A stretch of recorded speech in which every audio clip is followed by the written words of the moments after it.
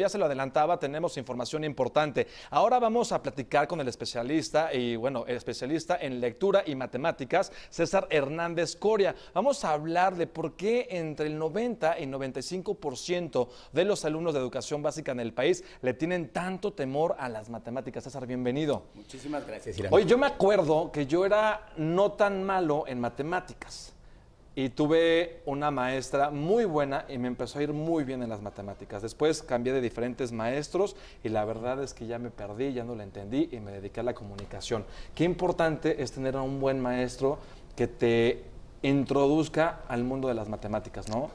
Sí, por una parte puede ser muy importante el tener un buen maestro, pero también puede ser muy importante el ser nosotros mismos nuestros propios maestros. ¿Y eso cómo se logra? De hecho, afortunadamente, por ejemplo, ahora en México hay métodos específicos que nos permiten llevar al estudiante hacia el autoaprendizaje, empoderarlo y específicamente empoderarlo en campos tan importantes para su aprendizaje como la lectura y las matemáticas, ¿no?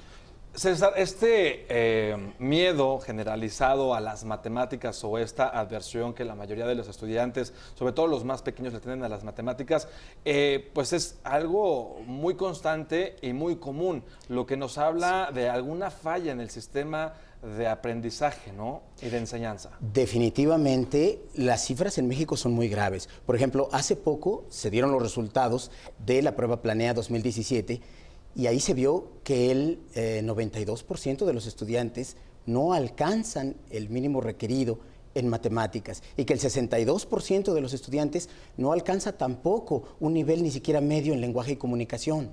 Entonces, creo que precisamente la falla en gran medida viene de que nuestro sistema escolarizado pues tiene que atender a una gran cantidad de estudiantes. Y en cambio, la mejor manera de aprender, sea en matemáticas o sea en el caso de la lectura, por ejemplo, que es a lo que nosotros nos dedicamos, es definitivamente el aprendizaje individualizado, la oportunidad de ver a cada persona y de darnos cuenta cómo es que esa persona aprende, de crear para él un plan de trabajo que le permita avanzar a su propio ritmo, de acuerdo con sus propias necesidades educativas, y a partir de esto comenzar a aprender las matemáticas y la lectura y, por supuesto, llegar a hacerlo de manera autodidacta. Y llegar a comprenderlas un poco, ¿no? Porque generalmente cuando yo estudiaba la primaria, pues era una cuestión de repetir y memorizar. Y nunca sabías por qué era ese resultado. Claro. ¿Por qué multiplicando o restando, sumando te daba ese resultado? Simplemente como que lo memorizabas y no lo razonabas. Hasta después, ya que creces, ya hasta ves otro tipo de cosas, ya vas comprendiendo, pero ya quizás un poco tarde.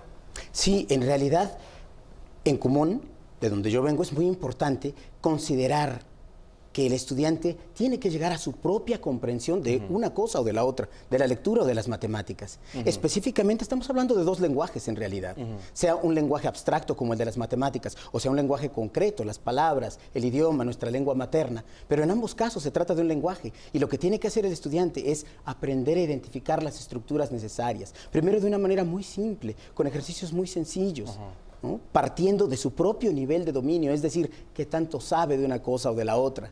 César, consejos para los padres que a lo mejor tienen hijos que están teniendo problemas en comprender las matemáticas, sobre todo. ¿Cómo es el proceso? Pues sentarte con ellos, evidentemente no gritarles, no regañarlos, no desesperarse, pero algunos tips que les pudieras dar a todos los papás que nos están viendo para ayudar a sus hijos a mejorar en matemáticas. Bueno, específicamente hay varios. Creo que una cosa muy importante es que podamos comenzar a trabajar con nuestros niños lo antes posible. El poder jugar con ellos, a que contamos, el ir contando objetos por la calle, todo eso va a ser muy importante para que ellos no le tengan miedo a esta posibilidad. Y de hecho, la actitud de aprendizaje correcta, sea para las matemáticas o sea para la lectura, ¿no? En común hemos visto que realmente es lo mismo. La actitud de aprendizaje correcta para aprender estas dos cosas se despierta desde el primer momento, ¿no? Por ejemplo, a nuestros hijos podemos leerles desde que están en el vientre materno. No hay una edad para comenzar a aprender. Mientras más temprano se haga, mucho mejor. A partir de esto, por supuesto, queremos que el aprendizaje se convierta en un juego, en una actividad lúdica. Como tú lo acabas de decir, no se trata de un asunto de disciplina, no se trata de un asunto de obligar a alguien, sino por el contrario, de mostrarles lo maravilloso que es aprender, de que se convierte en un juego. Y a partir de esa experiencia lúdica, pero también de aprendizaje, es que logramos que los niños no solamente progresen perfectamente hasta lo que debería ser, por ejemplo, su grado escolar en el que estén. No, en Kumon lo que hacemos es incluso llevarlos más allá del grado escolar. Esa es una de las características de Kumon. César, ya para terminar, hay niños que simplemente las matemáticas no se les dan y no se les van a dar. Y los padres de repente se empeñan a que los hijos sean buenos en matemáticas, se saquen puro 10. ¿Cómo tratar no lo quiero llamar problema, pero esta situación?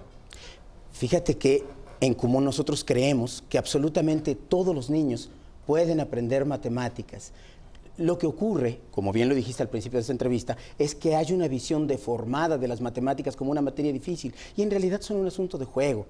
Yo creo que todos, absolutamente todos los niños pueden aprender matemáticas y para eso, bueno, pues estamos a sus órdenes por si nos necesitan. Afortunadamente tenemos a Kumon ya en México, ¿no?, que es el sistema extraescolar más exitoso del mundo y una de cuyas especialidades es precisamente matemáticas. Perfecto. César, muchísimas gracias. No, al gracias contrario. por haber estado con nosotros y gracias por estos consejos. Gracias a ti. Gracias.